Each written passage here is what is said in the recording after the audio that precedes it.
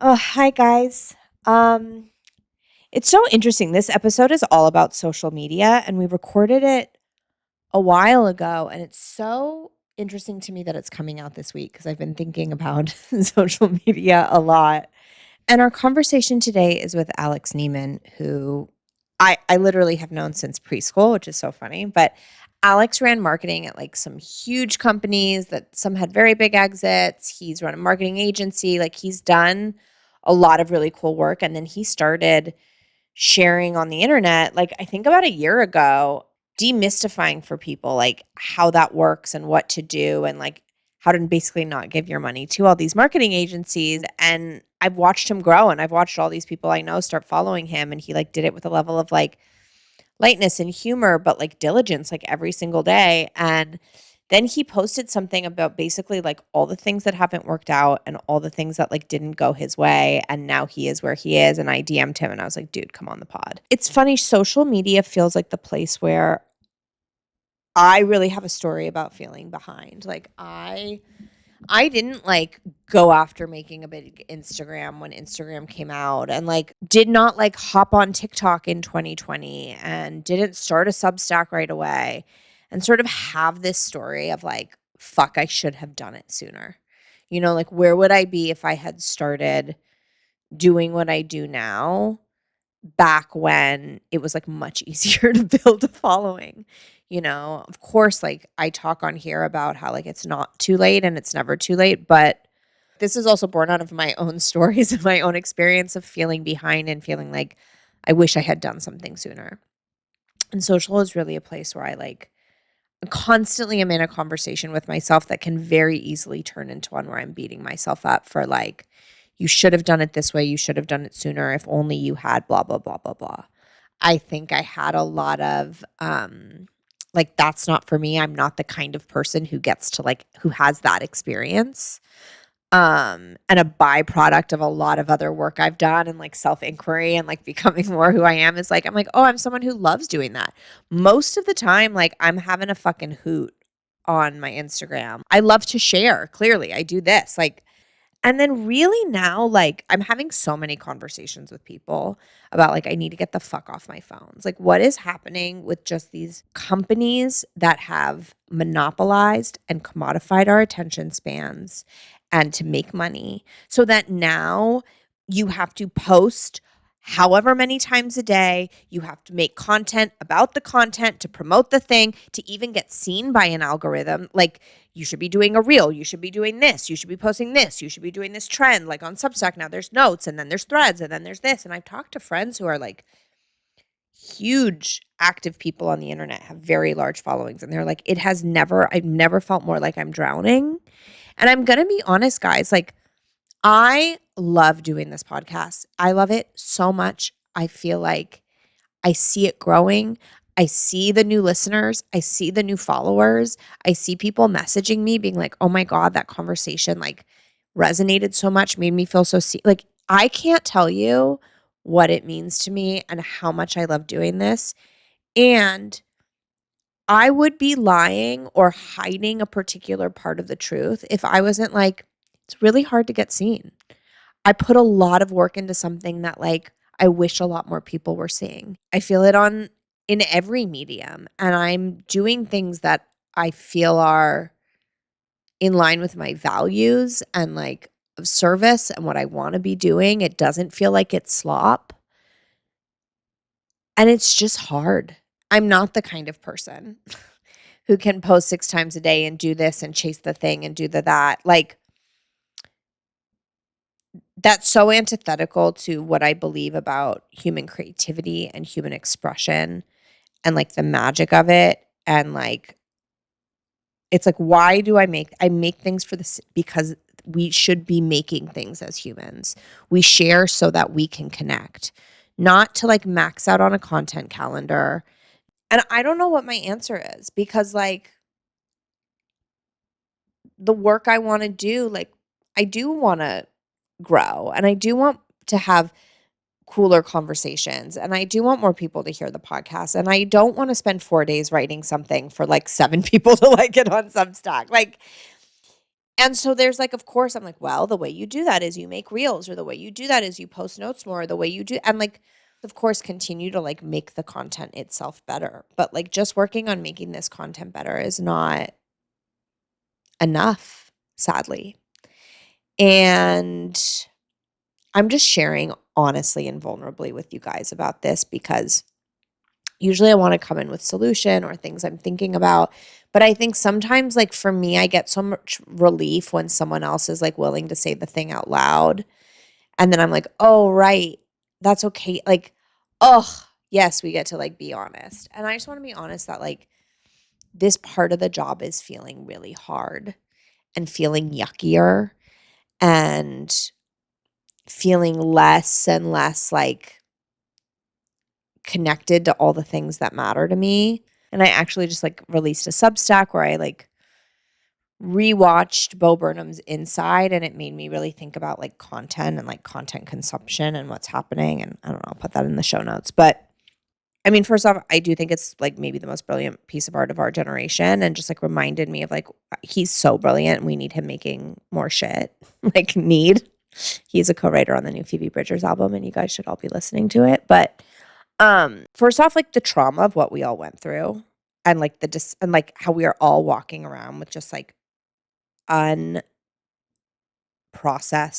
trauma and grief, and the parts of us that just like never came back outside, and what was sort of dystopian is now our normal, and the seductiveness of our phones that give us the sensation of connectedness, of community, of comfort. I mean, here I am alone in my room talking to a screen that you guys are going to consume probably alone through your screens.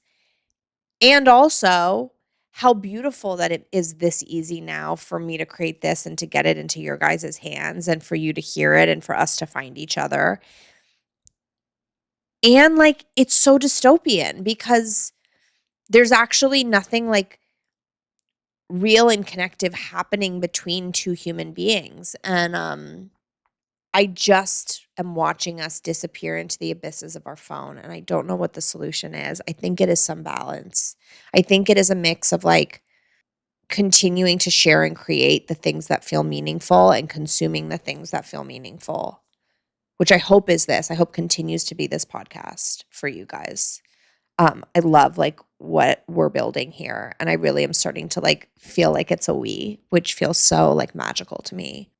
So it's a really cool episode. I love Alex so much. I don't mean to say any of this to like undermine all the value he brings to this episode at all. Like I think like I was re-listening to it like as we were doing the editing, and I was like, oh yeah, that's so helpful for me. He gives some like really good information and guidance and wisdom around like what he's doing professionally now, which is like helping people grow and market and build brands online because more and more of us are. So I got so much from this conversation re-listening to it. And I think I am just making like a deep claim that like I cannot be someone who chases trends, who like chases the algorithm. Like if you find me, if this finds you, like it's because it's the right thing. Maybe that means I don't grow in the way I want to. I hope that's not the case. I don't believe that that's the case. I probably will grow a lot slower. I'll tell you that much. But I will say to that end, you guys, like if you are liking this, like, please share. Please let me know. Like I am in a vacuum. When I do get messages from you guys, it means literally, I cannot tell you what it means to me. It's so fucking cool. So with that, it's a long lead up to a really cool episode. Please enjoy Alex Neiman, literally my oldest friend who I met in preschool when I was 2 years old. And now, just as God intended, we are on a podcast together. Shout out to First Pres in Santa Monica. All right. Enjoy this episode with Alex Neiman. I'll talk to you guys soon. Bye.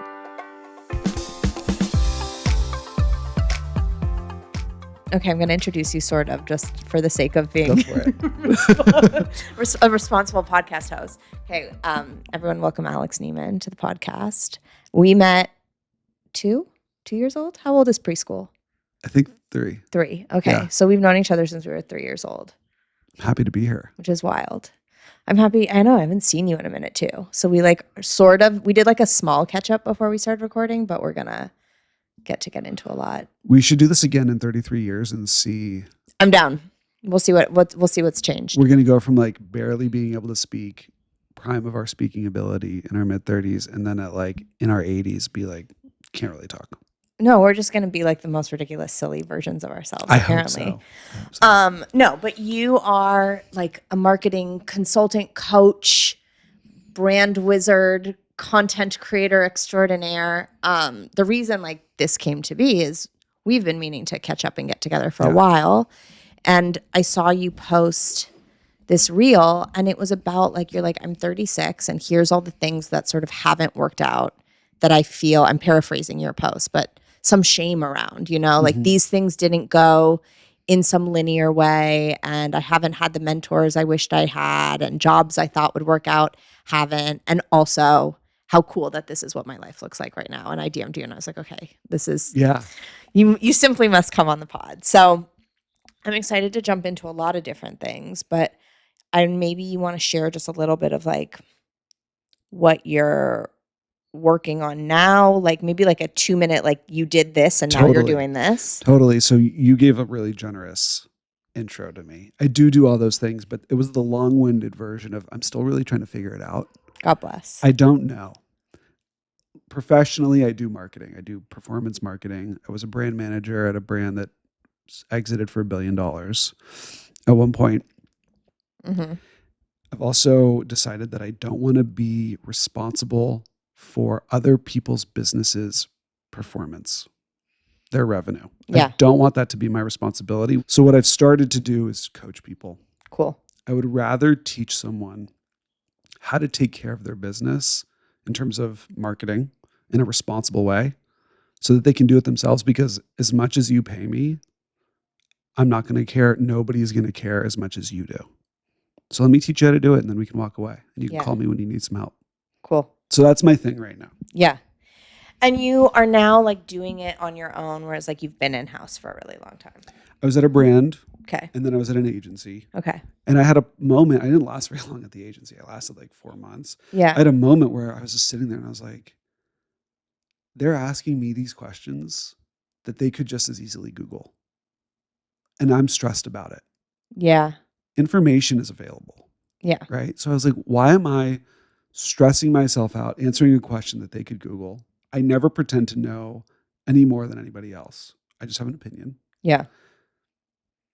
Why am I like killing myself for this? So then what led you to, because you started doing content like a year ago? I started in July of last year. Okay, July of last year. I went this morning, I was like scrolling and watching all your reels, and it was so fun. Like as someone A, who knows you, but B, also as someone who's like doing my own trying in the world. Yeah, we're going to talk about that. Like to watch you, to watch you start, like I see where you made the decision. I want to name, like most people make a decision and then stop 50 times. Like to make a decision, stay consistent. Watch you try different things. Watch you go through the phase of like, okay, like, 15 people are liking this or 17 people are liking this, or I don't know. I think you even did a video of like, this is my cringe era of content. And then watching shit like blow the fuck up. Yeah. And also see like, I'm like, I didn't know that person followed you. I'm like, wait, when did all these people I know start following my friend? And like, it was such a cool reminder for me of like, just the power of like diligence and like daily follow through. Mm-hmm. But I'm curious for you, like, what was that experience like, and how did that experience of like going from all these different marketing things and sort of this traditional model lead you to being like, I want to do this. I see value in this. I'm going to fucking go for it. Like cringe be damned. Yeah. Okay. You're going to have to cut me off at some point because I have a lot to say. It's okay. Okay. So I've posted at the very least every single day since July of 2025. The reason for that is I found a way to do it in 15 minutes. And so that's my advice to everybody. If you want to create content, we'll talk about the cringe stuff in a minute. Yeah. But if you want to create content, whatever it is that you do, figure out a way to do it in a way that's sustainable for you. Sometimes I post twice a day. Sometimes I post 7 times a day just to see. Yeah. But the theory is the more you post, the more you learn, the quicker you grow. And you have to fail to learn. Yeah. So that's why I post every day. And I'm burnt out. Like, it's tough. Yeah. I go on these crazy waves. But the reason why, you asked why, like, why did I start doing that? It started because I wanted autonomy over my life. Going to people, going to businesses, working in-house, working in an agency, a paycheck's great. But like, if the business isn't making money, I'm going to be the first one to go. Yeah. And I don't like that feeling. Yeah. And I wanted to take control. And so I saw an opportunity. I think everybody sees the opportunity. Just most people aren't willing to jump in, which is, think about what Hollywood was in 1910. I would assume that the majority of people were like, moving pictures? Like, that's ridiculous. I'm not going to do that. Like, I don't want to watch that. Yeah. Right? But some people kind of thought like, this might be a good opportunity. We're at that moment right now on social media where it's not that different from what happened. It's just completely fractured. And so the phone is the movie theater. The phone is also the camera. Yeah. And you can speak to as many people in 15 seconds as a movie ever has. I have a video that has 1 million views. It took me 15 minutes to make. Yeah. Right? So that's why I started to do it. I see the opportunity of content as entertainment or education. And so I wanted to jump on the train. Cool. And I love that you're like, I saw the opportunity and I wanted to take ownership. And also you work in this space, right? Too. Like, you understand how making content online actually like moves dollars, right? That's been your whole job. I guess, like, when you first started, what was that experience like? Like, were you like, I'm going to jump in, I'm going to post 7 times a day, I'm burnt out? Did you feel like, oh my God, what are other people going to think? Were you like, I don't give a fuck, like, let's fucking go? Were you like, I'm just going to try to be as ridiculous as possible? Like, what actually did that feel like in your body as you were doing it when you started? Super cringe. Yeah. So nervous. It's nerve-wracking. It's nerve-wracking for a bunch of reasons. I think the most impactful is that it feels self-indulgent. Yeah. Who am I to give you advice about anything when there's people with PhDs, people who went to better schools, people with more experience? Yeah. Right? So that was the hardest part, was to feel justified in speaking about and educating in my realm. Yeah. And I'll say this, like, I don't know how many followers you have right now. I'm assuming it's probably between 2 and 10,000. And somewhere in there. They're your closest friends. Yeah. They're 3,000 of your closest friends. It's like 2,000 of my closest friends and like some people I don't know. Right. But mostly my closest friends. Right. So today, if you post, it's going to be really cringe for those 2,000 people. Right. And that's okay. I think the point of this is very quickly, it will take one video and very quickly your account, those 2,000 people are irrelevant. Yeah. It's no longer for those 2,000 people. And it's for the people who followed you because of that one post that got you 10,000 followers. Yeah. And that just takes resilience. Yeah. But just know that, like, if people are saying something about it to you, you don't have to talk to them again. And I've done that. Yeah. You know? I'm sure that people had, I mean, also like you and I grew up in LA, which is its own like beast of judgment and cachet and annoying performance of like what is cool. And no, I mean, I write about and I talk about this a lot of like sort of conceptually and values wise. And this has been my experience even doing this. I was like, I'm gonna do a podcast and someone's gonna be like, that's so cringy. Who do you think she is? And then most people are like, yeah, bitch, that doesn't make sense that you just want to fucking talk to people. But like, I do think like that valley is like how we do anything wonderful. Like, I'm really on like a kick around like clown school and how like our willingness to be ridiculous and look foolish is how we actually like like this freedom we're all yearning for is like lies on the either side of like really moving through all those fears. And also when it comes to practically doing it every day, that self-indulgent feeling, or that what am I saying, or is this good enough? I think like as someone who really identifies as like a recovering perfectionist, I think a lot of the people that listen to this podcast or that I work with like are that like, yeah, is the idea worthy enough of putting out? And then I'm like, I see half-baked shit all the time that is just someone being like, I am just going to be audacious enough to like be this loud over and over and over again. And the thing I'm really trying to think about is like, the self-indulgent feeling is so egoic and so self-centered and actually getting in the way of like, you do have like, clearly you have things to share that people enjoy hearing. Otherwise the content wouldn't land, right? Like you do like something that is obvious to you, or what is obvious to me is not obvious to everyone. So like get out of my own fucking way so that I can like be a little bit of service. What are you afraid of? What am I afraid of? That's a good question. I am afraid of, I think ultimately it's like truly I think it's a combination of, for a long time it was looking foolish, looking ridiculous. I think sometimes it still is that. I think if I'm really honest, now the fear has taken a funny shape, which is what if I really do try really hard and then it still doesn't work? And like whatever little voice still exists in my head that like, no, at the end of the day, you're never going to be successful. Your dreams you're just kind of a loser. Again, I don't think I'm particularly unique in this feeling. I think so many of us feel this way. But that thing of like, if I don't try, there's still a fantasy of, well, someday if I tried, it would all work out. What if I actually really fucking go for it?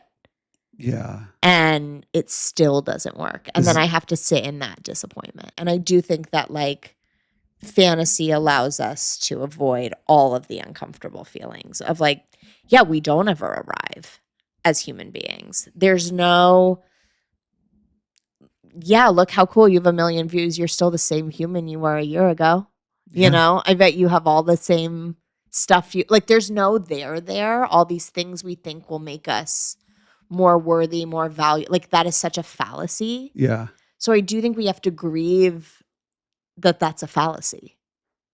Yes. That you'll never arrive. Yeah. 100%. Yeah. So you're afraid of failing. You're afraid of failure.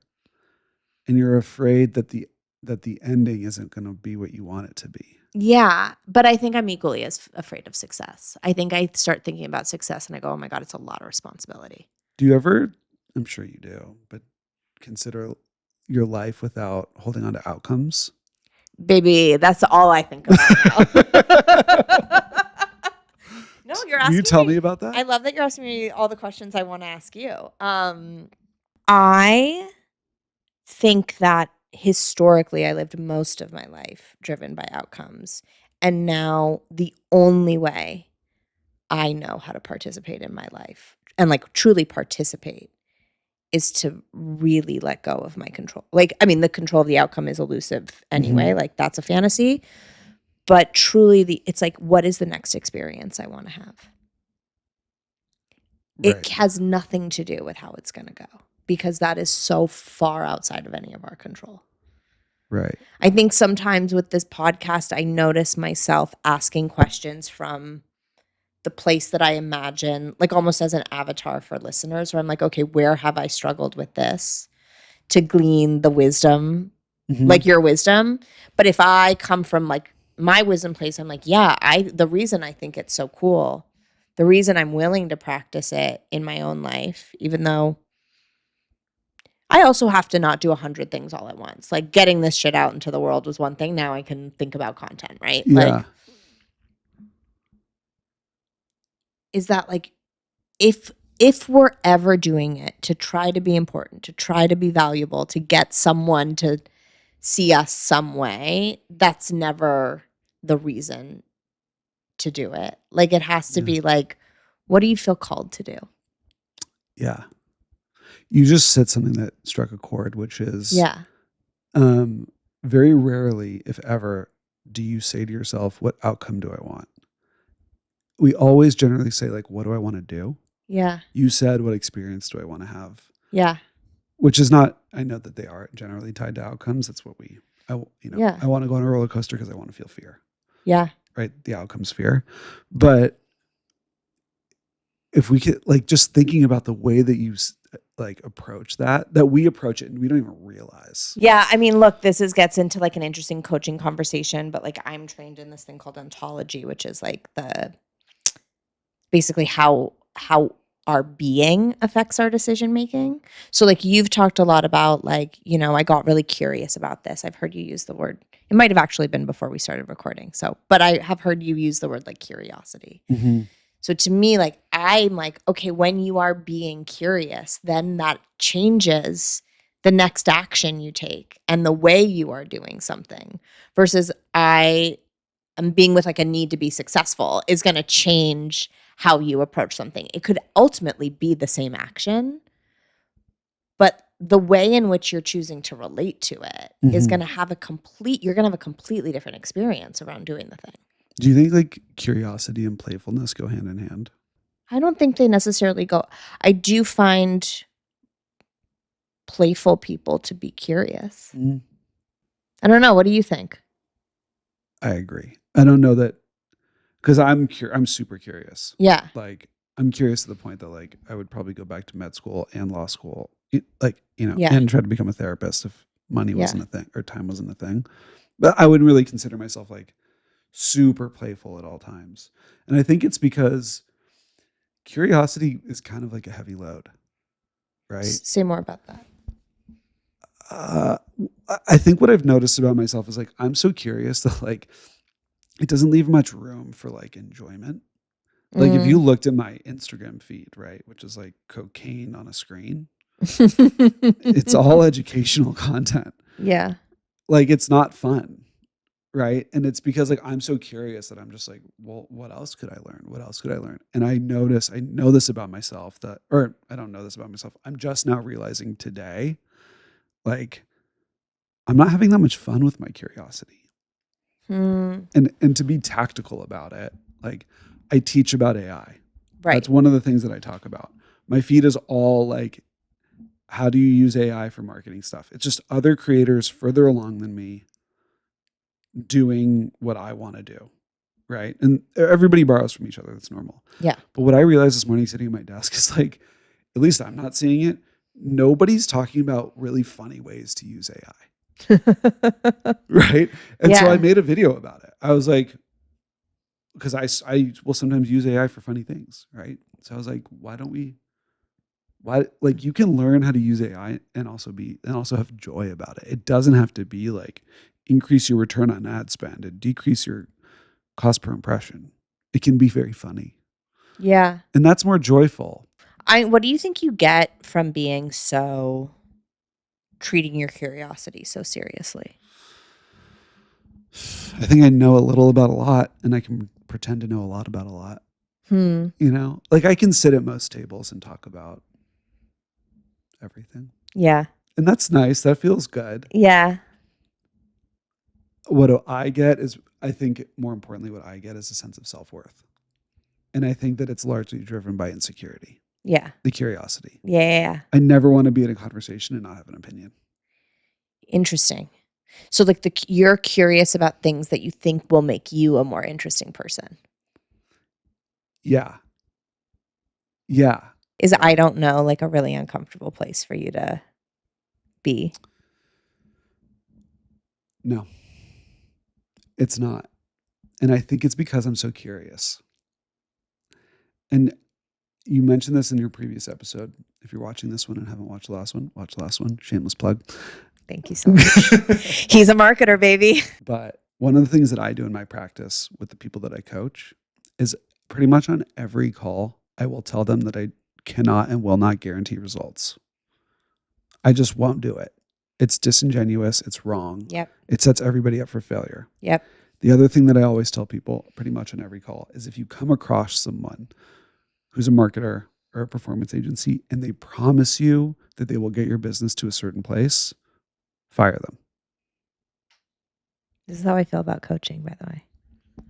I feel the same way. And I think it's because I know so well, and I'm going to ask you a question about it in coaching as well. I know so well that because I'm so curious, it is impossible to know how a business is going to perform. It operates in a macro environment, right? Strait of Hormuz gets blocked again. Like the economy goes down. It's not going to be on me to fix your business because of some war, right? Yeah. So the curiosity helps with I don't know. So on the one hand, you're like, I'm okay not knowing. On the other hand, you're like, I want to be curious so that I have an answer and an opinion and a thought about something. So it's like a both. It's like an interesting Yeah. both and. Yeah. I think for me, it gives me a leg to stand on if people are talking about something that I don't know about. I'm so curious that I don't feel that uncomfortable being like, I'm not that interested in this. Yeah. Same, by the way. I'm happy. I've gotten to a point like where I used to be like such a tap dancer. Like I needed at a dinner party at a thing, like I want you to think I'm smart. I want you to think I'm cool. I want you to Yeah. think I'm wise. My big one was like, I was always very like told I was very wise since I was really young. So then I was like, well, I got to go get all my self-worth by being like, the wisest person in the room, whatever the fuck that means.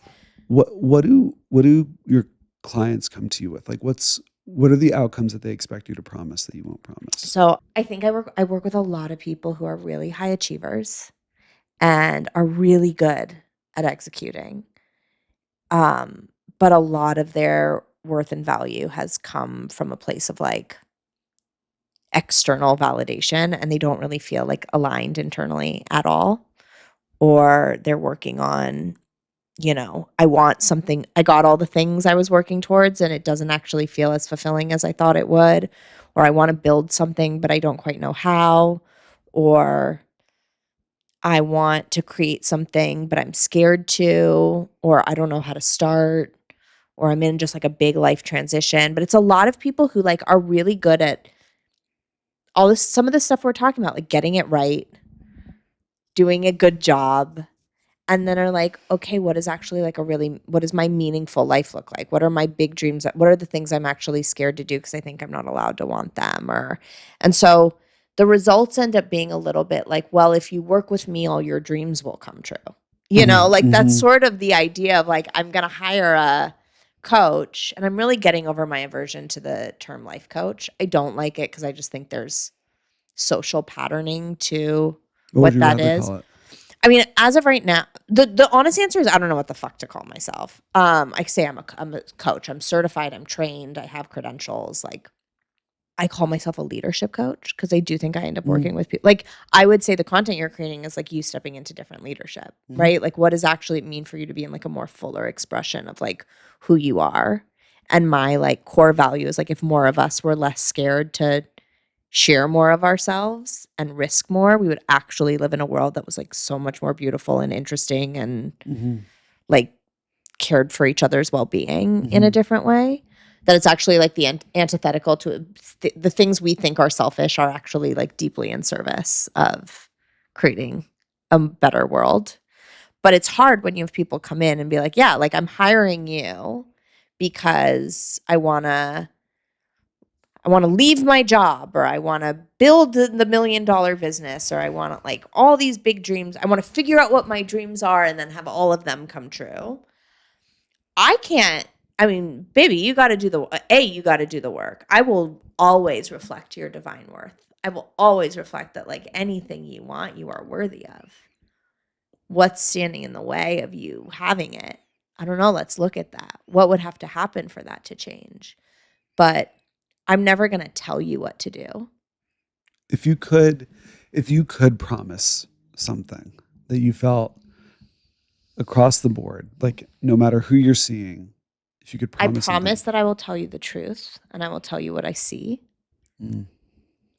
I promise that I will hold and stand firm for like all the things you say you want, especially in the moments when you're the most scared. I promise that like anything you do, you don't have to do it alone. I promise that like we will look at whatever you want to look at and create space. I promise that if I think there's something that isn't serving you, I'll tell you. I promise that, like, if you think I got something wrong, that's okay and I won't get mad at you. Like, those are the Yeah. things I can really promise. I do believe in this work and I see people's lives change. But I would never sit down with someone and say, like, I'm going to change your life. Mm-hmm. I'm curious for you, like, as you're coaching people, what do you feel like you can promise them? I generally can promise them that they'll understand the mechanics of advertising on Facebook after about 6 weeks. Oh, your answer's so much easier than Yeah, mine. yeah, because there is, it's like it's an engine. Yeah. It is binary. Yeah. It's a bit of a black box. Like you'll understand why nobody understands it at the end of 6 weeks. Yep. Right? But there's buttons to click. I'll teach you how to do that. That's kind of the only thing that I promise. And I tell people, generally speaking, my goal is that after like 3 months, like you kind of don't need me anymore on a Cool. weekly basis. Bad business model, but it doesn't feel good to Yeah. lock people in. And then I like wake up on the days that I'm not working with them and I'm like, how do I make sure that they're happy with me? Yeah. I don't want that. So I love that you were like, I don't want to be responsible for like other people's success. And I even hear you say, like, I don't want to wake up on the days I'm not working with someone. Like, what is that? I'm thinking about anyone listening who is thinking about a career pivot, has done a career pivot, is taking some nonlinear path, is thinking about building their own business, is thinking about creating more. And like, how have you gotten clear about what you want to do or how you want to do it? Has it been trial and error? Is it, I know what I don't want to do first? Like, what is that process like for you? I think since the moment I graduated college, right? You don't have to think about tomorrow until you graduate college, right? Oh my God, literally the most depressed I've ever been was when I graduated college. All of a sudden you woke up on Monday and you're like, well, now what? Now what? There's no guide. There's no playbook unless you go to. Anyways, I think since the moment I graduated college, it has been a pursuit of what I don't like. Some people are lucky and they get to pursue what they love. Yeah. I would assume that the majority of people don't have that luxury. And it sucks because you have to just go through the muck. Yeah. And you mentioned something earlier about like sitting in the discomfort. It's easier to sit in the discomfort the more you sit in the discomfort, right? And that's kind of what I've done is it's like everything is a trial and error. The content that I put out, everything is a test. Yeah. Everything. Every job I've ever had, by the way, this is crazy. I've never had a job for longer than 18 months. Wow. Yeah. I mean, some of them have been, I got laid off because of whatever, but yeah, like there's just something about it for me. And I think I talk to my therapist a lot about it on those days that I wake up and I don't have a client and I'm like, oh, what do they think of me? I talk to my therapist about it and he's like, well, what did they tell you? I was like, they said I'm doing a great job, or I haven't heard from them. And his response to me is, then you're the one giving yourself that bad feedback. Like you are stressing yourself out. Mm-hmm. You're not getting bad feedback from anybody other than yourself. What's going on here? And it comes down to like lovability and self-worth. But that's the reality, right? Is you sit in the discomfort and you watch yourself to make sure that you're not the one creating the stress. I'm generally the one that's creating my stress. Yeah. Yeah. My coaching question to you would be like, what do you get from creating stress? Like, what does that give you? Purpose, right? A problem to solve. Yeah. Like, do people just have one of those brains where they're like, when everything's going great, you try to find the thing that's not great and then you try to work on it? Yeah. Like maybe I should become a mechanic on the side. Maybe. I think I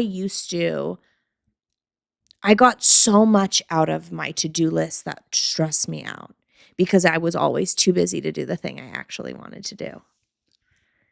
You know, I was too busy to actually have really big dreams. I was too busy. And then what did it give me? It gave me I never actually had to try. I never really actually had to go do the hard work of the stuff I really wanted to do. I didn't actually have to go contend with that thing we were talking about of the fear of what happens if it doesn't work out. Mm-hmm. If I was busy all the time because I was stressed, because I had to do this and I had to do that and I had to do this and what's on the other side of it? Like making money doing things I actually wanted to do, having my podcast, writing, the torturous experience of being a writer most days. Like, Yeah, I've heard. Much easier to be too busy to have to sit down and write than to actually sit down and write.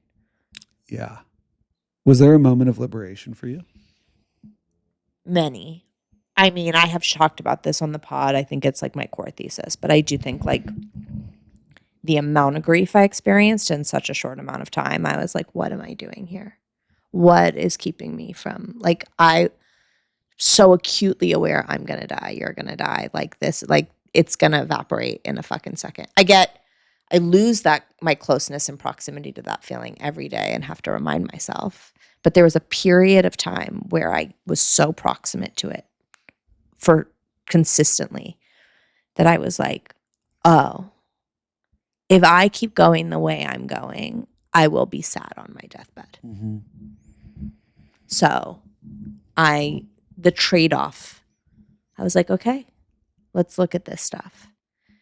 And then it has been a series of a lot of different things. I let go of my old career. I took on new clients. Like after my mom died, I took some time off. Like I gave myself space to actually think about what do I want my life to look like? Yeah. I don't know. What about you? I have What's your a experience? question, but I'm afraid that it's inappropriate. You can ask me whatever you want. You can cut it. I'm also like really, you're asking me a lot of questions. You're going to have to let me ask. Welcome to my podcast. Yeah. Alex has taken over. It's a little bit of a leading question, but I am curious. You can ask me. We write stories about ourselves, Uh-huh. and the people who love us write stories about ourselves. Uh-huh. Do you think that the story that was written for you and that you wrote about yourself died when your mom passed away? My pause is not an aversion. My pause is making sure that the way I think about it is in line with the question that you asked me. Yeah. 100%. Cool. 100%. I mean, not cool, but no, yeah, not cool. I mean, this is yes. The way I think about it, my brother said it really beautifully. He was like, yeah, he's like the orbit of our lives was very, very tight. You know, like you weren't Pluto, like you were whatever the closest planet to Earth is. Mm-hmm. You know, like it was I think the story, that's a really beautiful way of putting it. But yeah, I do think that's That's really, I don't know another way to put it other than like liberating and cool. It's liberating. It's cool. It's a very like unpopular dinner party opinion way of talking about grief. It seems so logical to me. I mean, there's that study where like if you treat a kid like a bully, they act like a bully. Correct. Our parents expect things from us, right? Maybe not 100%. explicitly so. See themselves in us, tell stories about who we are. Or we think that they expect something. Or we think they do. All the right? interdependent, codependent dynamics that we have with our parents. Yeah, I think that God, I'm so often so articulate about talking about my mom. I don't know why I'm not right now, but maybe because you knew her. Maybe. Yeah, like we were so enmeshed and connected in these very particular ways that in the one hand, it feels like I'm really having this moment where enough time has passed where I'm like missing her and also being like, who's my family now? Mm-hmm. Like I'm really, and on the other hand, like, yeah, it was extremely liberating. What has been liberating for you? I'm taking back control of my podcast. Now that you've had me talk about me being liberated by the death of my mother. Sorry, I don't know. I don't know. You know, I've just thought about it every day since her memorial. No, I'm just kidding. Yeah. No, you were Um, at her memorial. I'm so glad you were there. yeah, I was happy to. What has been, look, I do think grief looks like a lot of different things, losing things, have things not go the way we want them to go, some falling apart of some sort. Like, what has been the things in your life that have been the most clarifying or liberating or challenged you to sort of like look at those stories about yourself? I think the ability to look at myself, I try to look at myself pretty objectively, Mm-hmm. which is a convenient trait to look back at every experience and liberate myself from whatever that was Hmm. in the like, post-mortem of it, right? When a relationship ends, right? I don't know if you've ever felt this, but like the 3 months after a relationship ends are generally like so fun. Like they're just happy. Like, I don't know. Like, is that wrong? No, Right? that's not wrong at all. Right? Like for some I've reason I'm only saying had like, one breakup and it was oh a yeah, pretty yours was aggressive one. okay. Well, maybe somebody listening to this will I did feel free, but in other fucked up ways. sure. Yeah. You were I just or like every time I've lost a job or left a Yeah. job, I have felt every time a door has closed, Yeah. I have felt relief Yes. and liberation, whether I loved it or not. Right? I have felt relief every time a door is closed. And I think those moments I've had the gift of being able to navel gaze, each time and be like, Yeah. what was my 50% contribution to that? Hmm. Like, how do I want to be in Mm-hmm. the world? Who do I want to be in the world? Mm-hmm. What are my tendencies? Mm-hmm. And then how do I just like not do that again? What's something you've learned about yourself in those moments where like a door has closed and you feel that liberation or that freedom? Like, do you have moments you're like, oh yeah, I really, really like that was the moment I realized like this thing about myself, or that was really my great teacher around something. Like as an example, I think like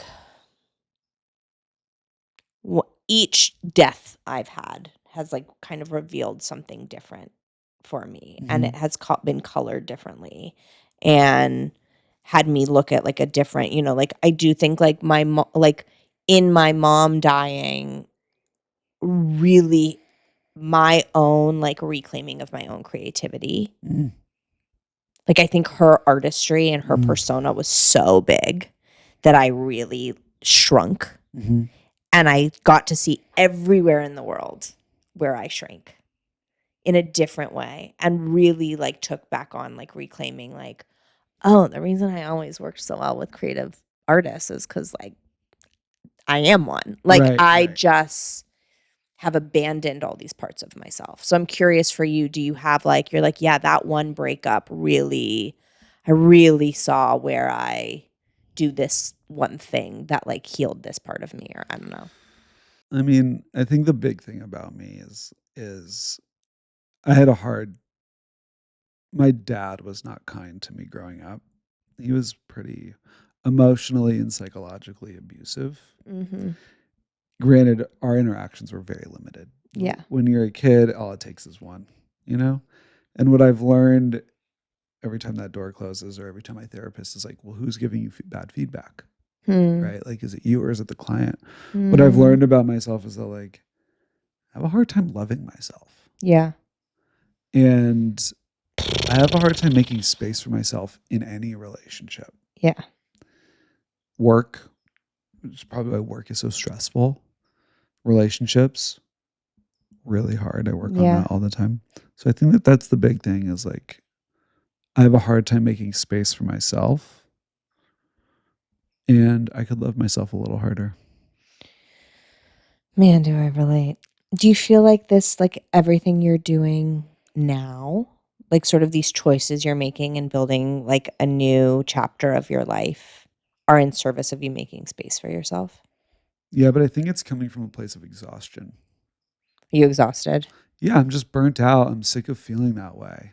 Yeah. It's like I feel backed into a corner and it's like,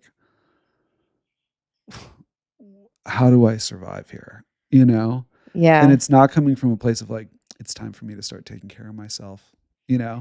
It's not, I'm not empowered. I'm like beat down, You're like, I just need to take a nap. Yeah. Like literally. I just need a break. I'm not empowered. I'm just beaten down. Yeah. But like, does it matter? Like, is it okay to let it come from a place of exhaustion? Yeah. I think so. I think as long as we name it, to me, it's all about like fucking acceptance. Annoyingly, there's nothing broken about you. I just think this like constant, like, we have to self-improve. We have to self-improve. We have to fit. It's like, no, it's like what's actually going on is like, I'm exhausted. So I'm doing my best to like give myself some space so that I'm not operating from exhaustion. That to me is way more honest, more interesting than like, I'm just gonna do that. It's like, that's not actually what our day-to-days look like. Right. You're reminding me, I don't remember which Reed it was, Reed Hoffman or Reed Hastings or one of them, but I think that one of the tech, I think I read that like he's like made a deliberate decision to like not work on himself. He's just like, yeah, no, I'm just not going to work on like, this is who I am. And like, I think he like leaned on like, well, cavemen didn't have therapists. Fine. Right. But when I heard that, no offense, but like, God, to be a white man, a rich white man. Yeah. I'm like, yeah, God, you're like, God to be a white man. I'm like, I know, must be so nice. Like, but hearing that, I didn't align with it, but it did make me realize like, it's a choice. Like, to work on yourself is a choice. Yeah. But that doesn't make it any less exhausting. It is exhausting. It is exhausting. I mean, I don't find it. I'm obsessed with it, obviously. But what is the adage is like, courage is not the absence of fear. I'm like, what if we're just all doing it fucking scared all the time? Yeah. Versus being like, I'm beating myself up for how scared I feel. It's like, okay, I can do it scared. What does that scared part of me need so that I can like go do the thing anyway? Yeah. I think like watching yourself is good. And I think sometimes it's bad. Well, it can get incredibly self-indulgent and navel-gazy and like emotionally masturbatory. Yeah. And like, you're like driving and you're like, I'm having fear. What is the fear? And like, and it's like, can we just maybe like, it's okay sometimes to just like be scared or just to be insecure. Like, is that so bad? If you act on it in a bad way, we have a problem. Yeah. Right. But I don't know that it's so bad to be like a little insecure sometimes. I mean, that's the thing I talk about on this podcast all the time. Like, this shit is hard. Like, not caring what other people think about you. Yes, of course. Who cares? And also, that's hard in the world we live in. Like, yeah. If you don't, today I feel scared. Cool. Today I feel insecure. Cool. All right. I'm going to keep it moving. Yeah. Okay, can we go back to social media? Yeah. We're going to move away from the therapist. Okay. This was discussed in the last episode. If I haven't told your listeners yet, listen to the last episode too. Okay. On the last episode, you were like you have to educate people, right? Like you were talking about like, it's frustrating. Like you're going to get on camera and like educate people about a topic. Right. I think was I saying like, actually, I don't ascribe to the idea that like I'm going to come in and tell you like 6 things that are going to heal you. That's exactly it. Yeah. And so this is coming from my professional background. Yeah. Okay. That's exactly right. You don't have to come with that. And that's not why people watch. I can ask Claude right now, right? What are the 6 things that are going to heal me? Information is easy. What people love on social media is perspective. And if you offer a unique perspective, then you're going to win. And it's going to be much more sustainable. Yeah. Because you're not regurgitating facts. So that's something to remember for you. And that's helpful. Like come with a perspective. Be like, whatever it is, I don't know. It's funny. We were talking about, I love this sort of commentary on the last episode. Everyone go listen. It was the one with Gabrielle. Yeah. But like I'm really sort of obsessed with the idea of like, there's now this life skill of like the loudest voices in the room and just like who's audacious and who's consistent enough. But that's also led us to be in this world where like there's so much black and white thinking and like, Mm. and I'm like, all the women I know, I mean, I'm sure men too. I just happen to talk about it. It's like the most nuanced thinkers are the ones who are like, it's not a good enough idea. It's not thought out through enough for me to say it. And it's like, what if all those nuanced thinkers were just being fucking audacious online? Like we would actually have a lot more interesting conversations. Like, what if all these women that like overthink everything were just like, and here's what I'm overthinking about today. And I know for me, I could make a content that says like, I really struggle with anyone online who's being like, here's the 6 ways to heal your life.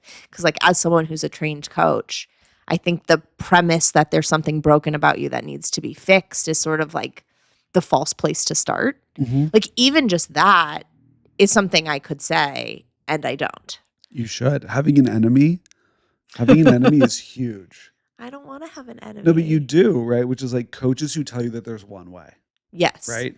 I have an enemy. My enemy is that if like, it's horrible because I come from an agency, but my enemy is agencies. They're great people. People who work at agencies, smart, hardworking, thoughtful, creative, right? Yeah. But the reality is that you can do what an agency does on your own. The information is no longer gated. It's just that agencies know how to do it and now you don't, but just Google it and you'll learn very quickly how to do what an agency does. Yeah.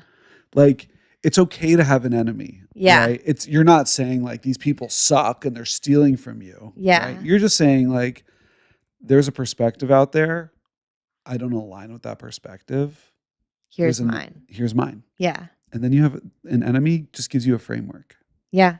Okay. I'll take it. What would you say to someone? I could be me. We can actually use me as the avatar. Yeah. But if we're, really on the nose of the theme of the podcast of like people who feel behind or late to marketing themselves, branding themselves, I think like I'm seeing a lot of like thought pieces right now that I think are very true. Like specifically millennials, like our generation feel a specific amount of aversion and like struggle with like being like marketing themselves online or out in the world, like in any capacity, and then have this like excruciating, painful experience of watching people pass them by just by nature of them being like more willing to like be more out loud. Mm-hmm. And so I'm curious if there's someone who feels like, wow, I'm so behind in marketing myself. I'm so behind in building my own personal brand. I'm so behind in getting comfortable, like creating shit online. Like, what would you say to them? I think what I would start by saying is like, you can either be behind today or you can be behind in 5 years. Right. And in 5 years, it's much worse. Yeah. You should just start today. Right.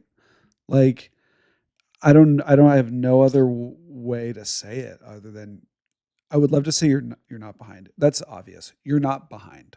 Right. It feels like you're behind. Yeah. And not everyone wants that, but for those that do. It feels like you're behind because the people that you're watching are ahead. Right?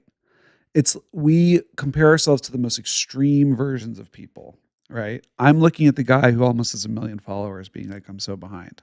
But the person that has 1,000 followers that's looking at me is thinking, I'm so behind. Yeah. Right? Like, you're not, because tomorrow you could have 50,000. You literally tomorrow could have 50,000 followers. Yeah. I don't know if that's encouraging or not, but is there something that you told yourself where you were like, it is encouraging. Absolutely. And I think, and I'm always like, like there's that thing of like, you fall asleep by pretending you're asleep. mm-hmm. And like that applies to everything. Yeah. Right? Like you start by starting.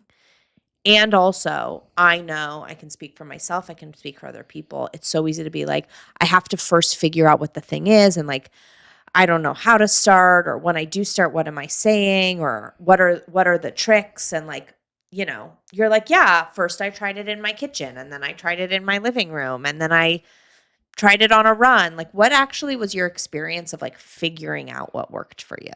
Yeah, that's a great question. I think it removes yourself from the cringe or shame of posting if you can acknowledge every time you hit send that it's an experiment. Yeah. Every time you put something out in the world, it's an experiment. And if you look at it that way, it gives you license, right? Because if somebody comes up to you on the street, which they won't, and say like, it's a pretty shitty piece that you put out, right? You can say to them, I know it was an experiment, but I'm going to iterate, right? Mm-hmm. And second, it allows you to look at it and be like, okay, that one got 200 views, but the other one got 400. Yeah. What's the difference? Yeah. How do I do the 400 again? Yeah. And I guarantee if you put something out into the world, it will get 200 views. It just will. So for me, I just look at everything like an experiment. I try a green screen. Green screen was great. It gets a lot of views, but that's because it tickles people's brains, but they're not actually taking in the value that I provide. So it gets a lot of views, not a lot of followers, not a lot of saves. Right? Also takes an hour. It was hard for me. So then I had to hire an editor. It's $1,000 a month, right? Like, all of a sudden I have all this bloat, right? I'm not lying to you. Like, one of the most viewed videos that I have, I'm on my couch, my retainers are in, the lights are low, and I just spoke into the camera about how to do something on Meta, or like an opinion I had about Facebook advertising. Like almost 100,000 views, right? It got me a ton of followers. Who would have thought? It was the ugliest thing. Yeah. But the idea that it needs to be perfect that will set you up for failure. That's such a helpful thing. The idea that the perfect thing actually is never going to be the most successful thing. I mean, my whole thing is I think people crave authenticity. I think people want like real human voices and watching someone like be themselves in the world more and more. And I think that's the stuff we were talking about this with like AI is like the only thing AI can't sort of replicate is like some human authentic like taste culture thing. It's like that's what people want, not the most high. If you're trying to be highly curated and perfect looking, you're not going to be an AI generated whatever. Yeah, totally. I think the way to think about it is you can either spend an hour working on a piece of content that gets 200 views, or you could spend 15 minutes on a piece of content that gets 200 views. Yeah. You might as well take the 15 minutes like and do 15 3 of them. minutes. Do 3 of them. And then you're going to figure out which one works the best. Yeah. Okay. An experiment. Everything needs to be an experiment. So this is my like sort of spiritual challenge with it, to go back to outcome. If we're creating content just to go viral, we can all say insane shit and go viral. Yeah. Like you were saying, the green screen is going to tickle people's brain. Like there's ways to here's 5 ways, like, you know, here's the pitch, here's the thing, put your phone down, like do all these things. Or I could say the most ridiculous, absurd thing that's also not in line with my value system or not the service I want to provide or not the way I want to show up in the world. So I'm curious your perspective on like, what is that balance of both good content, quote unquote, whatever that means, versus showing up honestly and humanly online. Virality is a vanity metric. It's not relevant. Yeah. If one of my videos has 1 million views, it's not aligned at all with anything that I talk about.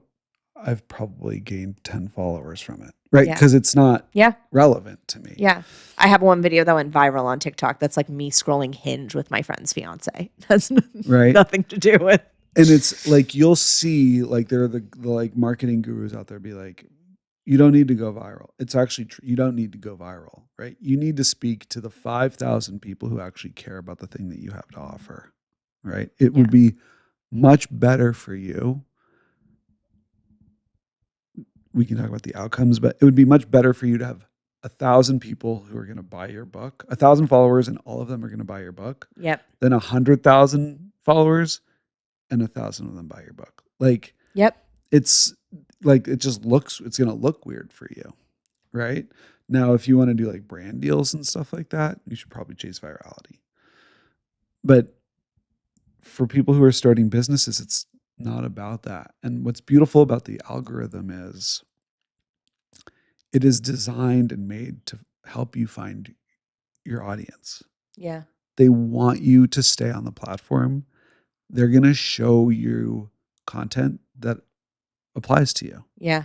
So if you put something out into the world and it's only seeing 200 people, it's because only 200 people cared, which means you need to fix it. Like you need to present the information in a new way to get to 400 people, right? To get to 1,000 people. So, yeah.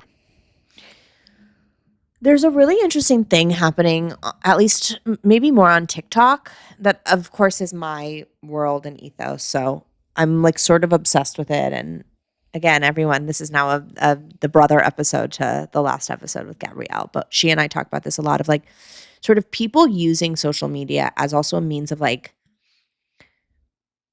being in relationship with their own self-perception, getting clear about their own creative expression, like using it, like not doing it to be viral, but to be like, is this me being honest on, like, what is my experience of watching myself on the internet? And what is a way that like I use social media as a means to like practice being myself? And it's this really interesting like movement, I don't know, like sect of the internet that I'm seeing a lot of. I do think like social media is a great place for creative expression. I have a ball most of the time online. You know, like of course sometimes it's compare and despair. Sometimes I have to like brick my phone and get off social media. But I have a really good time a lot of the time just like making myself laugh. I'm curious like in this era of like commodifying authenticity, quote unquote. Like the people I love that are doing that truly are not caring about how many likes they're getting. But then there's all these people sort of like performing authenticity, like in service of virality. Yeah. And so I'm not even sure what my question is, but I'm just like watching both those things happen online at the same time. And you being from the vantage point and expertise that you have, I'm just like curious if you have any thoughts on that. I have a ton. Okay. You're inherently acting. If the camera is on you, you're inherently acting. There's no way around it, right? Now, whether you're acting well is another question, right? If you're acting in the right way, your video will get 5 times more views than you have followers.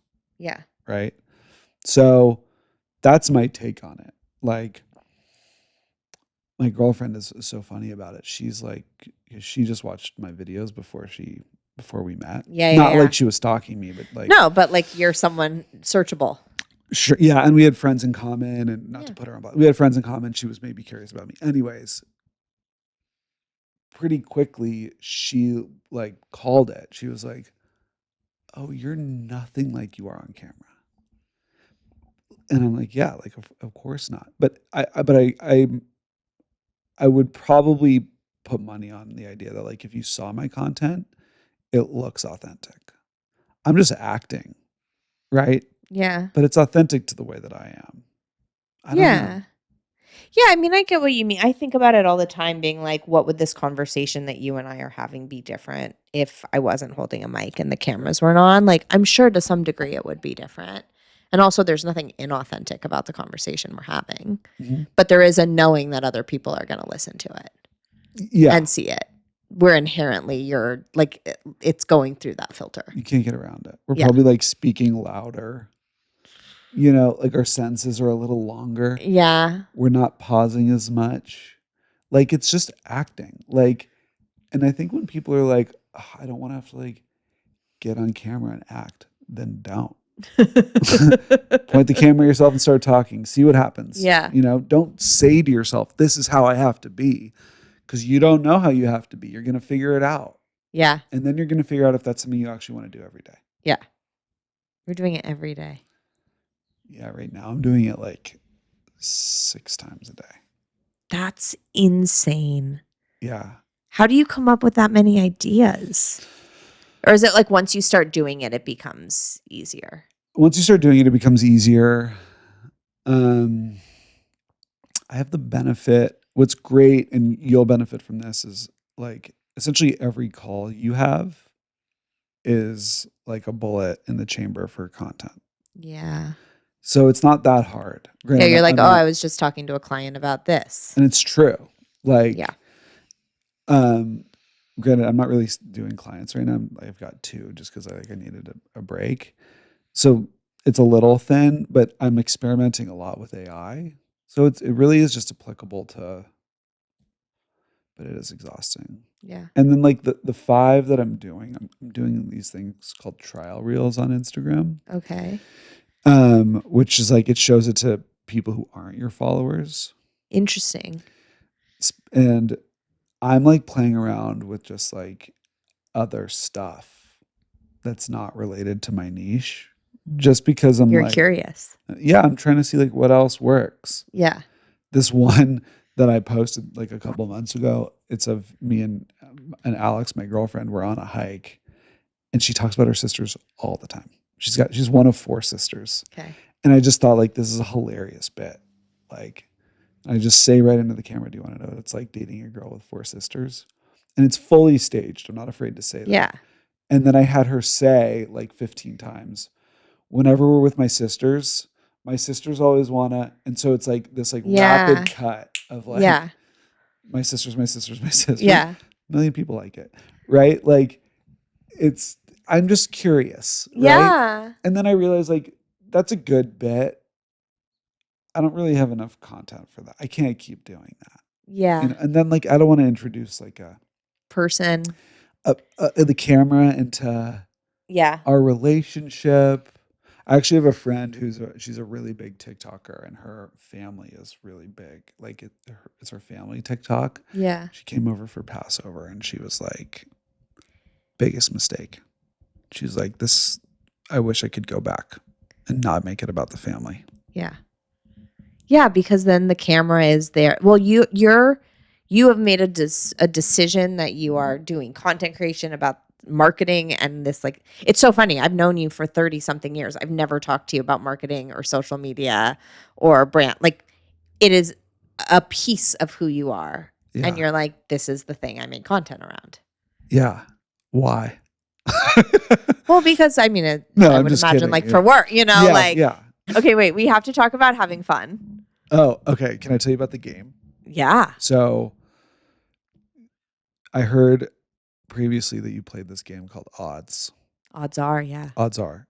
And I have a version of Odds Are. Do you want to tell me what your version of Odds Are is, and then I'll tell you my version? Okay. Odds are is like essentially dare, but with a little bit of like baked in. Like, I say, hey, Alex, I dare you to go up to that person and take their sunglasses. I don't know. If you're down to do it, you'll say odds are 1 in 10. If you're not down to do it, you say odds are 1 in 100. And then we say the number on the count of 3. If you get the number, you have to go do it. So you're just sort of getting to control a little bit how willing you are to participate, but you do it out. It's like a way to engage with other human beings, to like get out of our little tiny silos. Everyone's forgotten how to interact with each other and be goofy and silly in the world. Great way to flirt if you're single. Love a flirt. Yeah. Okay, here's my version of it. Yeah. It's a dice. You bring a dice. And I showed you when I walked in. No, you literally have the dice here. I almost always have it in my pocket, but I have a dice with me everywhere I go. And it's a very similar concept, except you play with your friends and you pick a number between 2 and 6. Okay. If I roll a 4, you have to put your shoes on the opposite feet. Okay. But if you roll a 1, you have to do it.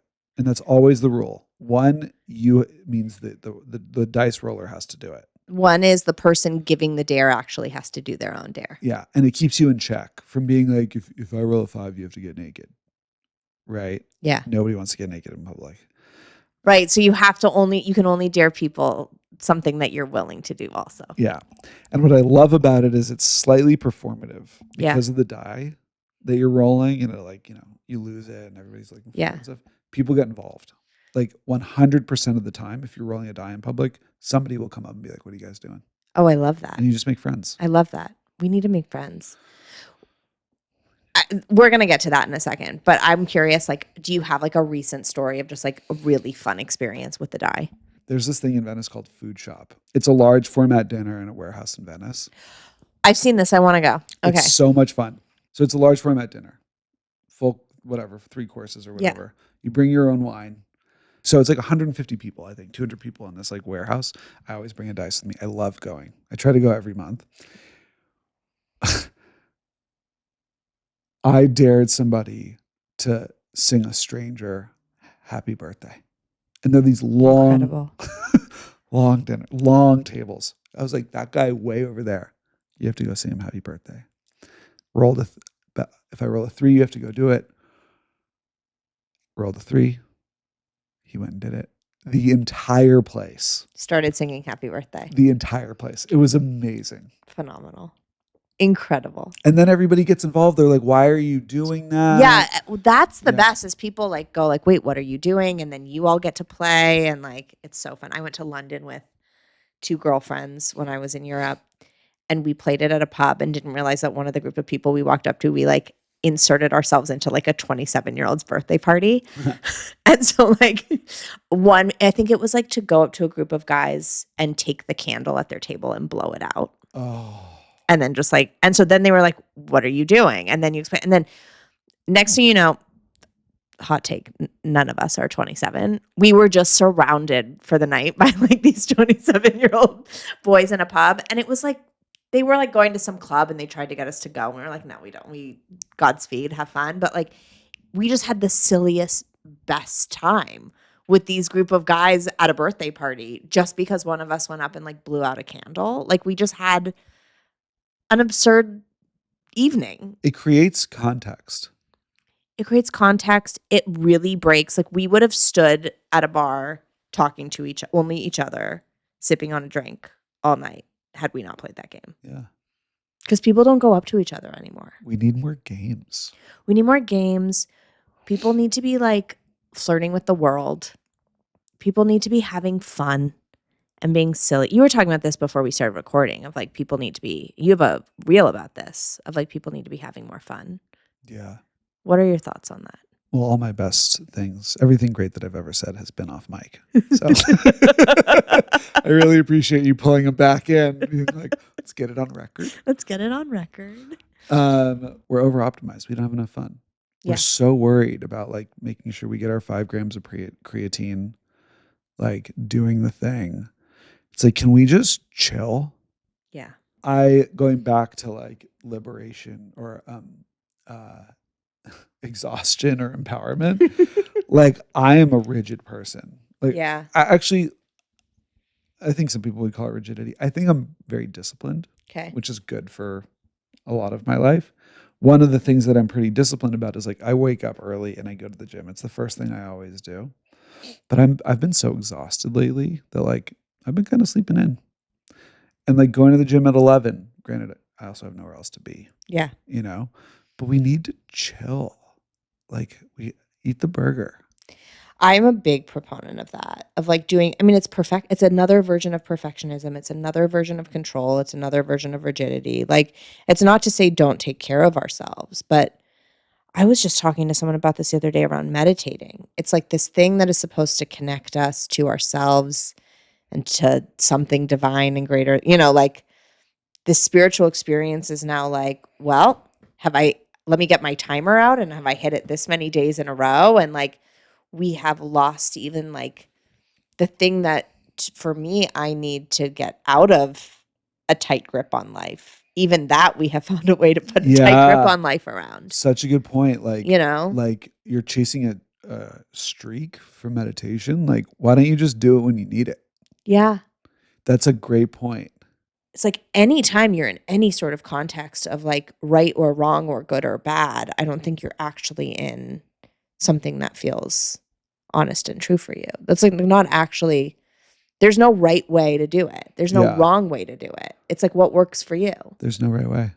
There's no right way. I was on a hike this weekend and like it's not a long hike, but I just like didn't have it in me to like go to the top. And my girlfriend was like, well, do you want to like get to the top? I sat there for a moment. I was like, there's a big difference between should and want. Yeah.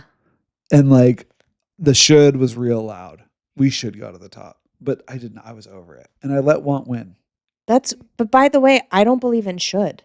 Well, nobody should, right? Nobody should. But we should a lot. We should a lot. I try not to should.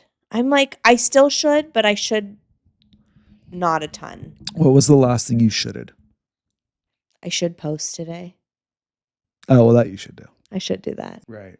Well, that brings us to having to own your decisions. Like, you can should, but like, you don't get to be resentful about it. Right. Yeah. I mean, you said something brilliant. You were like, since the day I graduated college, I've been pursuing things I didn't want to do.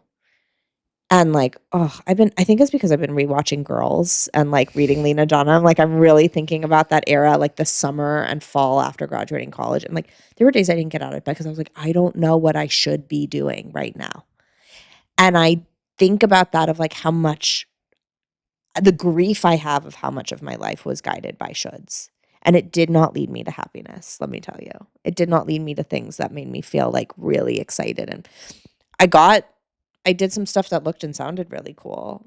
But like, I always wonder, like, what would I have been doing if I was not doing the thing I thought I should be doing? Yeah. We're asked to make decisions about our lives way too early. No, it's fucking insane. Like, I just wish I had gone to Europe and like been curious. Like, what happened to your point of curiosity? Like, what if we were really raised, like, if different markers of success, like those first 2 years after college, your job is to be as curious as possible about the world. I think, hot take here, lukewarm take, in between high school and college. I agree. Like, otherwise you just treat college like a liberated high school without parents. Yeah. Right? Like, I would, if I had been able to take 5 years off in between and gone and worked and been like, this sucks. Like, send me back to school. I think about how cool college would be now. I just get to go learn from the smartest people. But like, an 18-year-old doesn't get that And because they've someone's been job doing is to it. read what I have to say about it. Yeah. Like, I frequently wish that I had gone to like med school. yeah, if you were to go back to school, I know what my back to school would be, but I'm curious. Is yours med school? Yeah, but I think I would also do neuroscience. Okay, tell me more. And art history and yeah. But you've brought up med school a couple times. I just think like there's something really nice about having your path laid out for you. Granted, I'm sitting in a seat where I'm like, which lane do I swim in now? Right? Yeah. And I'm sure that a lot of doctors are like, oh, I wish I had the freedom to do whatever. Yeah. Right? But like, how great would that have been? 8 years of school, more school. And then they're like, yeah, no. You want to go work in a hospital? Cleveland. You know, like, you don't get to choose. You like go do your residency somewhere and then you can decide where you go after. And like, I feel like, you know, my brain today would have saw that as an adventure, but my brain back then was like, oh, no, can't go to Cleveland. You know, Interesting. I can't learn science. I can't be a doctor. And now I know, like, if I just put my head down, I could do it. But you're like, it's like funny. You're like, I don't want structure, but I really crave and long for someone telling me what the next thing is going to be. Right now I do. Because I don't know what's next. Like, it's really stressful to not know what tomorrow is, right? I feel like I just graduated college again and I'm like, can someone just tell me? Yeah, tell me more about what this is like for you. I didn't realize it was stressful for you. Oh, yeah. Do you feel lost? Yeah. And I so badly don't want to keep doing what I'm doing.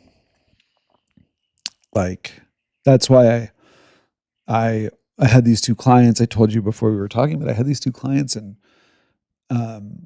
after my first call with them, I like canceled the agreements. It just didn't feel, I hate the word authentic in this case. It didn't feel right. What they were asking of you and what you were opting It didn't feel into. right what I had promised them. What I had promised them didn't feel right. Because it was that thing of like, I'm promising results I don't actually believe in as like. Yeah. And also like, I don't want to worry about this. I've told them I'm going to work for them 4 hours a month. I don't want to worry on the day that I'm not with them that like, it's not going to get done. Yeah, you're tired. I'm exhausted. Yeah. we think that our well-being is at odds with our productivity. And like actually like a fully charged computer runs faster. And we don't think about the fact that we need to like plug into a wall and recharge, and that like making our well-being a priority is actually in service of all the things we want to go do. Well, how do you navigate then the synergy of that, of productivity and well-being? What's my advice, or like how do I navigate it? I want to know your advice. Please tell me what to do. What to do for you?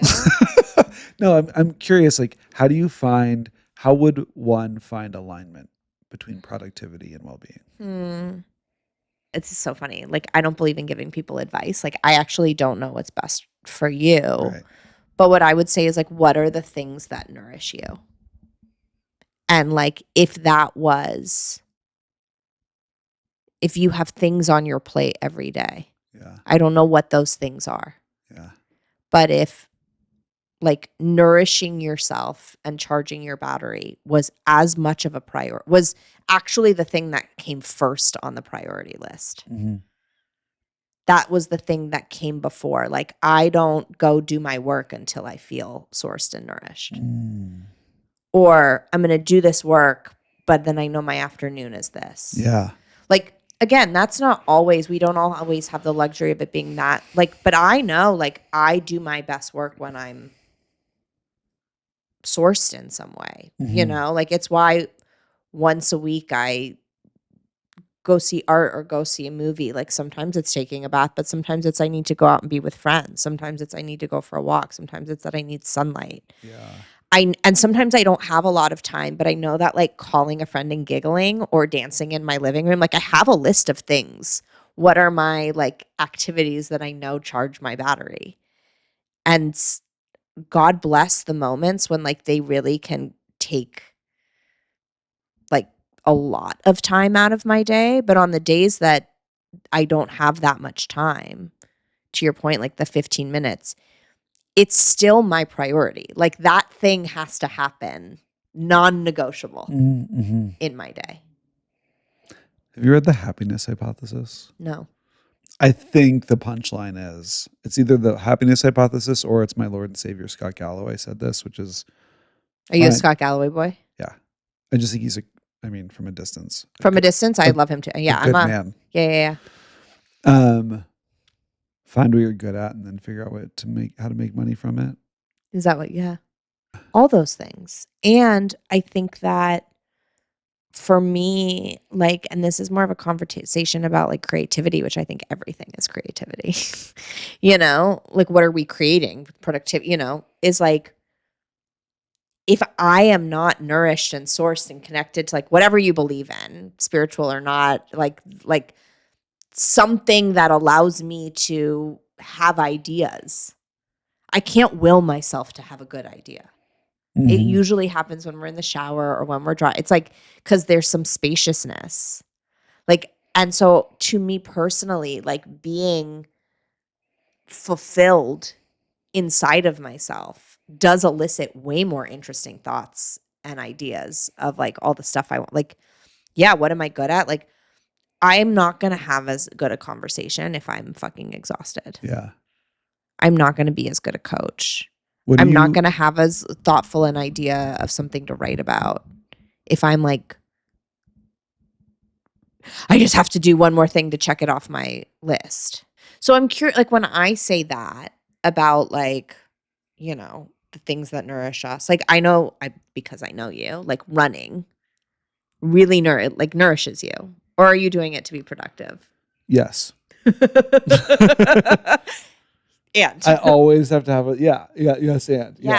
Like, yeah. I don't know. I always have to have a mountain to climb. I also think like we all, again, there's no right way. Like we all have different games we need to play. Like what is, like for some people, the thing that's really hard for me comes easy for you. And the thing that comes easy for you is hard for me. Like, you know, some of my friends that date, it's really hard for them to sit back and do nothing. And like, that is the work they have to do.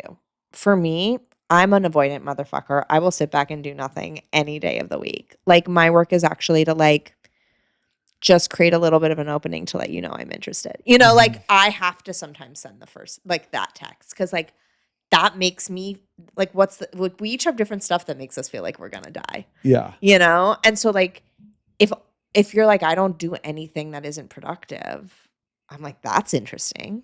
That's how I am. It's so hard for me to do nothing. So hard. Yeah. I've started just kind of like laying on the couch and staring at the ceiling just to see.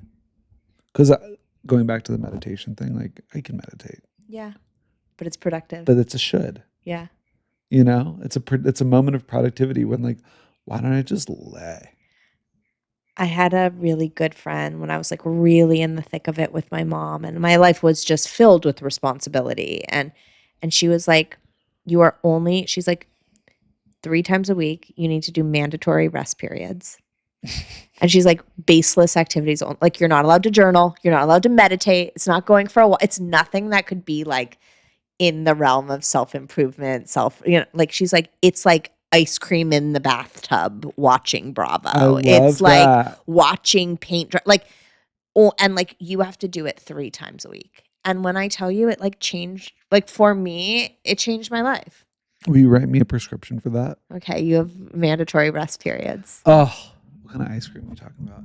Is tonight my night? I love it. And I would send her little accountability. Like I'd like take a photo of like me in a bathrobe in bed at like 3 PM. I'd be like, I'm laying here for 30 minutes, you know, like just to close the loop. Like when you were like, what's the advice? I'm like, we talked about curiosity so much. And I think curiosity is such a beautiful like guidepost of like, even just like being like, I'm curious if all I do is do things that are productive. I don't know. What if you just got really curious about what nourishes you? I love you. Okay. I like this. Like, what if you just got really curious of like, what if one day, you know, I spend a day just like following my curiosity. I don't know. Yeah. That's not work related. That's not, you put it down completely. Okay. I can commit to that. Should I report back? Yeah, please. I want to know. Okay. Okay. I do think I want to ask you 2 questions. Okay. I think we're there. Okay. Let's do it. First question is, pick Alex at any age. Can be you last year, can be you when we were 3 in preschool, could be Alex graduating college. What Alex are you picking? And what would you say to him? I think I would pick Alex at 11, like 6th grade. Okay. That's right. 11, Yeah. 12. I think that's right. And I would sit down with him and I would tell him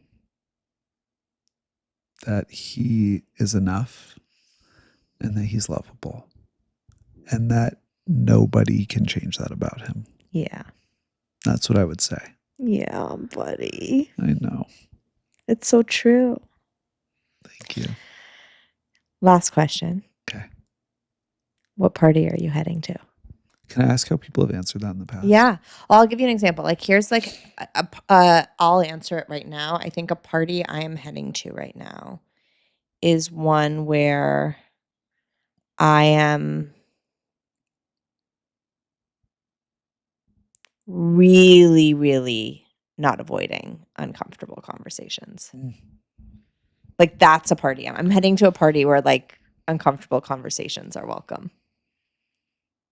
That's one. I'm heading to many parties. So what party am I heading to? Yeah, what party are you heading to? I don't know how to say this, but I think I'm heading to a party of sustainability. Mm-hmm. And I don't mean environmental. I mean self-sustainability. Yeah. Like, what can I do consistently that keeps me financially secure? Yeah. And emotionally energized. I love it. Good party. Yeah, I don't really know where it is. And we don't have Google Maps, so we're looking for it. Undisclosed location. Yeah. Yeah. But it's out there. That's awesome. This has been so fun. Dude, this is so great. Like, could we do this again? We can do it again. Well, considering apparently we only hang out when we do the podcast. Yeah. We'll do it again. I do think it'll be fun, especially because it's a podcast about people like growing. That'll be fun to have people back and be like, how have things changed? Quarterly reviews. Yeah, you can come back for a quarterly review. I love that. It's kind of like the recap on Shark Tank. I didn't even think about that. I could do like short little reviews. Obsessed. That should be its own episode. Yeah, and I'll just do like a short review of like all the like every like 25 guests. Yeah. Obsessed. Look at that. See, that idea only came because we're like this relaxed and chill and we're trying to be productive. That's true. You see what I mean? That's true. All right, dude. Love you. I love you. Love you. Hey guys, it's Sophie. Thank you so much for listening to this episode of Late to the Party. Truly getting to have these conversations and share them with you is such a gift. If something in today's episode resonated, I'd love if you followed the show, left a review, or sent it to a friend who might enjoy it too. That's genuinely how this little thing grows, and I'm so grateful you're here. New episodes drop every other Wednesday. You can find me on socials at @SoForGear, and you can follow the show at @LateToTheParty_pod. A huge thank you to the people who make this show possible. Nikki Stein, my brilliant editor, Nick Murphy, my cousin and honorary producer, branding by Lucy Anderson, also my cousin, photos by my dear friend Olivia Pierce with creative direction by Annie Steele, who happens to be my sister-in-law. This is very much a family affair. I appreciate you being here more than you know. Until next time, you're not late, you're right on time.